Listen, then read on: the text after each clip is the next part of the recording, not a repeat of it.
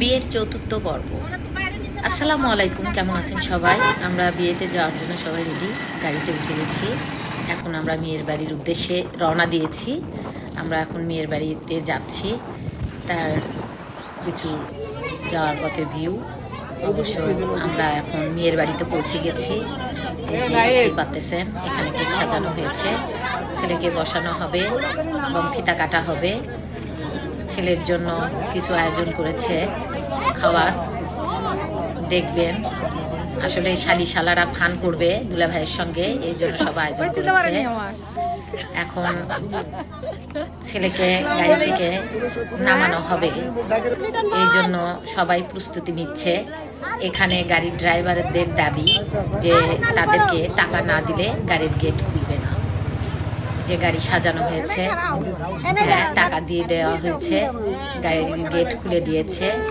এখন ছেলেকে মিষ্টি খাওয়ানো হচ্ছে। এই যে আমার ভাই অবশ্য মিষ্টি খাচ্ছে মজা করে, তার সাথে ওর দুলা ভাই আছে নিজের, সেও খাচ্ছে শালার সঙ্গে মিষ্টি। ছেলেকে গাড়ি থেকে নামানো হলো, আমার ভাইকে এখন নিয়ে যাবে গেটের কাছে। এখন বসানো হয়েছে, এখন শালিরা সবাই আসবে। আর আমার এই যে শাড়িরা চলে আসছে দুলা ভাইদের গলায় বরণমালা পরানোর জন্য। আর আমার ভাইয়ের দুই দুলা ভাই সাথে বসে আছে, বরণমালার টাকা চাচ্ছে। এই যে টাকা দেওয়া হয়েছে, এখন মানে আপ্যায়নের পালা। তো দুলা ভাইয়েরা অবশ্য এগুলো খেয়ে তেমন তৃপ্তি পায়নি, সবগুলোই লবণ ঝাল টক মিষ্টি দিয়ে ভরানো।